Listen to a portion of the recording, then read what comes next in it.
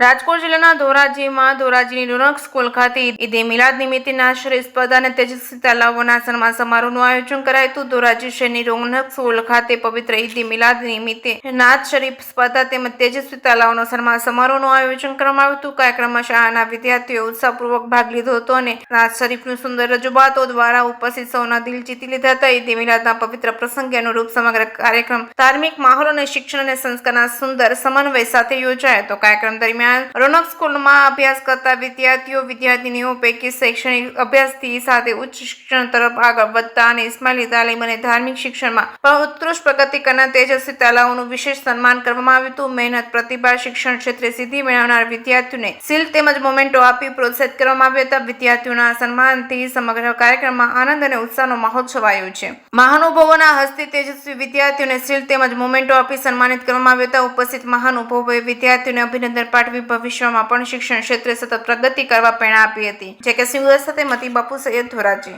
મદ્રસા રોનક એટલે હાઈસ્કૂલમાં હું ઇન્ચાર્જ આચાર્ય તરીકે છું। મારું નામ યુબર અહેમદ છે। આજે હુઝુર તાલાવસલમના જશ્ને વિલાદના નબીના પ્રોગ્રામમાં આ શાળામાં આયોજન કરવામાં આવેલું હતું મિલાદુન નબીનું। એની અંદરમાં સારી એવી સંખ્યામાં મહેમાનો આવ્યા, બાળકો આવ્યા અને પ્રોગ્રામ માશાલ્લાહ બહુ સરસ રીતે સફળ થયો। એ બદલ તમામ અમારી ટીમ છે અને આવેલા બધા મહેમાનોનો હું આભાર માનું છું। સાહેબ, આ પ્રોગ્રામ કઈ રીતે કરવામાં આવ્યું હતું? આ પ્રોગ્રામ છે એની છેલ્લા 2-3 દિવસથી અમારે તૈયારીઓ ચાલતી હતી અને આ તૈયારીઓ મુજબ અમારે આ પ્રોગ્રામ છે એને પૂર્ણ કરવામાં આવેલો હતો।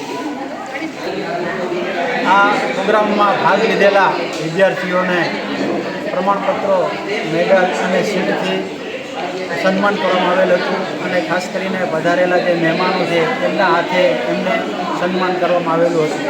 કેટલા વિદ્યાર્થીનું સન્માન કરવામાં આવ્યું હતું સાહેબ?